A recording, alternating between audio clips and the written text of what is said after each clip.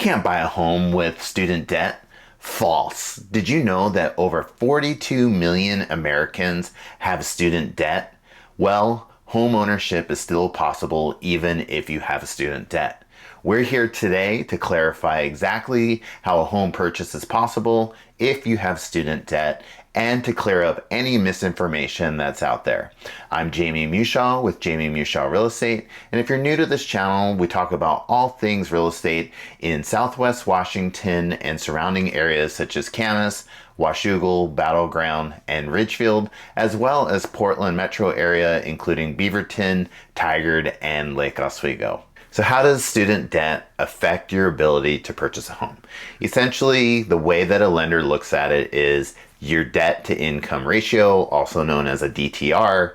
And essentially what you do is you take your debt divided by your gross monthly income, and that will calculate your debt to income ratio. So what you want to have is obviously a lower debt to income ratio, which gives you that higher ability and chance to qualify to purchase a home. So one of the other things I wanted to talk about is the type of student loan you have may affect what type of loan you can get when you are purchasing a home. So if you have a federal or private loan, it may be calculated differently determining on what your monthly debt obligations are. You have an income-driven repayment plan, also known as an IDR, on federal loans can show lower payments, which helps with your DTI when you're going to apply for a mortgage. Private loans may have a fixed payment, which could often lead to higher and less flexible repayment plans, which would increase your debt to income ratio when you go to apply for a home loan. If your loan is in deferred or in forbearance, some lenders may still calculate that into your payment. It just depends on what lender you're going with, and it may still count against your DTI. Others might ignore it, especially if your payments are more than 12 months out, but this just also depends on what type of loan that you're doing as well. And then one of the last things that would be determined when you're looking at having a home loan and the type of student loan that you have is if you're pursuing a field in the public service area. You may have a public service loan forgiveness, which is also known as PSLF. And that's another forgiveness plan that is out there. And essentially what that means is that after a certain amount of time that you are serving in a public position where you're benefiting the community, then your loan is essentially forgiven after whatever set amount of time is set for that specific public service.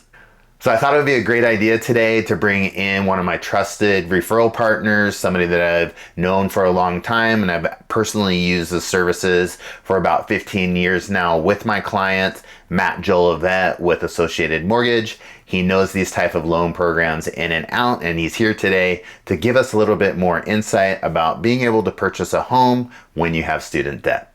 Student loans can certainly have an impact on mortgage qualification, even if there's no payment showing on the credit report or it's in a deferred status. Lenders are required to count a monthly payment, and how that's calculated depends on the loan type.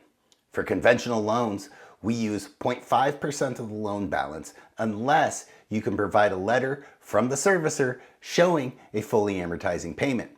FHA is stricter. They default to 1% of the balance unless you have documentation of what the actual payment is. And VA loans are the most flexible. If the loan is deferred for 12 months and beyond closing, we don't count it at all. If not, we use the actual payment or 5% of the balance divided by 12, whichever is higher. So getting a letter from a loan servicer can make a huge difference when it comes to qualifying. So hopefully that was some great information from Matt on your ability to be able to purchase a home when you are carrying student loan debt. Again, there are a bunch of different loan options out there. If you have student loans, if you have an FHA loan, they're a little bit more lenient when it comes to credit scores and your debt to income ratio. with VA loans, there's no down payments for veterans that are eligible. And then conventional loans are more favorable for those that have stronger credit scores and earn more income. And then obviously one of the last things, or you may not know about, is if you have a co-borrower to sign with you on whatever home you're looking to purchase, it's adding financial stability to the repayment of that loan, and it can boost your application and the strength of being able to purchase a home. There's also doctor and physician mortgage programs that are out there. These programs are geared for people that are in the medical field. In these programs, they often allow only 0 to 5% down. You don't have any mortgage insurance. And in some scenarios for these loan programs, they're going to ignore your student loan debt that could potentially affect your debt to income ratio.